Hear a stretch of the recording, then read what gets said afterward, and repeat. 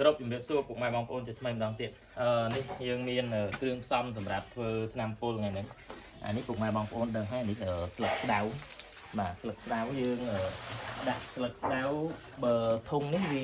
45លីត្រអញ្ចឹងយើងអាចដាក់ស្លឹកស្ដៅ2គីឡូហើយយើងដាក់ជាមួយនឹងកត្រាំងខេតយើងដាក់2គីឡូដែរហើយមួយមុខទៀតអ្នកខ្លះគាត់ហៅកធំថេតអ្នកខ្លះគាត់ហៅសាប៊ូទៅតាមតំបន់អញ្ចឹងអ្នកខ្លះគាត់ហៅកាឆេតយើងដាក់2គីឡូដែរអញ្ចឹងសរុបទាំងអស់វា6គីឡូអញ្ចឹង6គីឡូយើងដាក់នឹងធុងរបស់ខ្ញុំហ្នឹងវា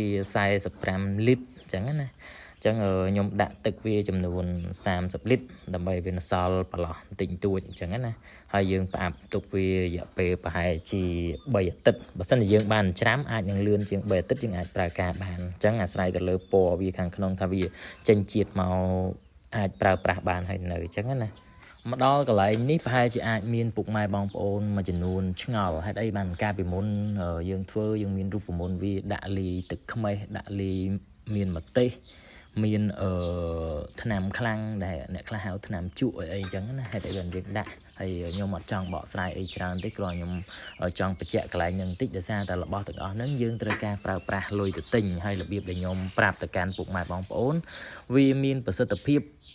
របស់វាមិនដល់ដែលយើងដាក់គ្រប់គ្រឿងទេប៉ុន្តែគ្រាន់ថាយើងអត់ចំណាយថវិកាទៅទិញអញ្ចឹងយើងកាត់បន្ថយការចំណាយច្រើនមែនទែនហ្មងពុកម៉ែបងប្អូនមើលស្ដៅអីយើងអាចរកបាននៅតាមភូមិនៅតាមអីអញ្ចឹងណាហើយកត្រាំងខេតដូចជាមិនខ្វះទេជុំវិញលបងផ្ទះយើងប្រកាសជាមានខ្លះហើយអញ្ចឹងណាអញ្ចឹងសិតតែរបស់ដែលយើងអត់ចំណាយដូចកធំថេតអីក៏ដូចគ្នាដែរអញ្ចឹង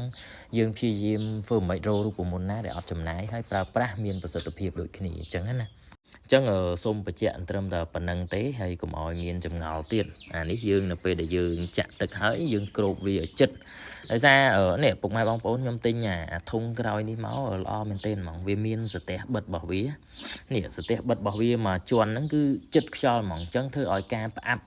ចំណីការផ្អាប់អីផ្សេងរបស់យើងហ្នឹងគឺមានប្រសិទ្ធភាពខ្ពស់ហ្មងហើយបានយើងគ្របវាពីលើមកតង់ទៀតអញ្ចឹងណាហើយបើពុកម៉ែបងប្អូនត្រូវការទិញធុងហ្នឹងខ្ញុំមានអ្នកស្គាល់អាចឆាតមកសួរនាំបានគាត់អ្នកលក់គាត់យកមកពីរោងចក្រផ្ទាល់អញ្ចឹងណាហើយតម្លៃវាធូរថ្លៃទេមួយតែជាង10000តិចតួចអីទេតែគាត់យើងកំងយករៀងច្រើនតិចបានគាត់ដឹកឲ្យអញ្ចឹងណា10000ជាងតិចតួចប៉ុន្តែដឹកឲ្យដល់ផ្ទះទៀតបាទហើយសូមសង្ខេបតាក់ទងជាមួយនឹងការប្រើប្រាស់បន្តិចតាក់ទងនឹងការប្រើប្រាស់បើសិនជាយើងយកទៅបាញ់សម្រាប់បដិញសត្វល្អិត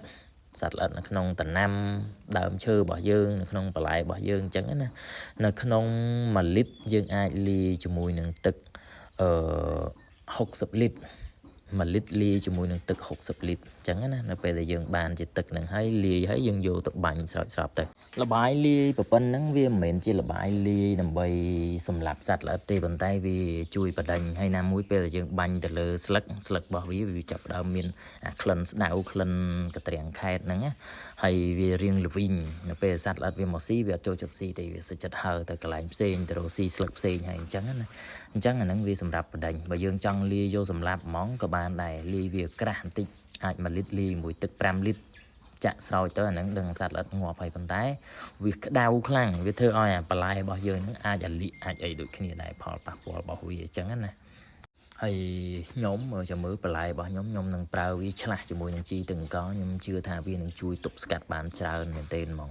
ជីទឹកកកក៏វាជួយបដិញអានេះក៏វាជួយបដិញហើយជីទឹកកក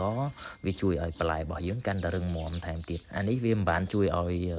បន្លែរបស់យើងរឹងមាំទេព្រោះវាដាក់ទៅវាក្តៅវាអាចនឹងអាលៀកបន្តិចបន្តួចអញ្ចឹងណាតែយើងលាយនៅក្នុងបរិមាណដែលខ្ញុំប្រាប់ហ្នឹងវាអត់ប៉ះពាល់ដល់ដំណាំយើងបានទេបន្តិចបន្តួចទេហើយយើងអាចប៉ះបើវាជាមួយនឹងជីទឹកកកបន្ថែមជីទឹកដោះគោយើងបន្ថែមមកវិញអញ្ចឹងណាឲ្យវាមានសមតុល្យនឹងគ្នាអរគុណពុកម៉ែបងប្អូនវីដេអូនេះរៀងវែងបន្តិចហើយអរគុណពុកម៉ែបងប្អូនដែលនៅតែចំណាយពេលវេលាតាមដានស្ដាប់អញ្ចឹងណាសង្ឃឹមថាវីដេអូនេះអាចនឹងជាប្រយោជន៍ទៅកាន់ពុកម៉ែបងប្អូនវិញផងដែរបាទជួបគ្នានៅវីដេអូក្រោយ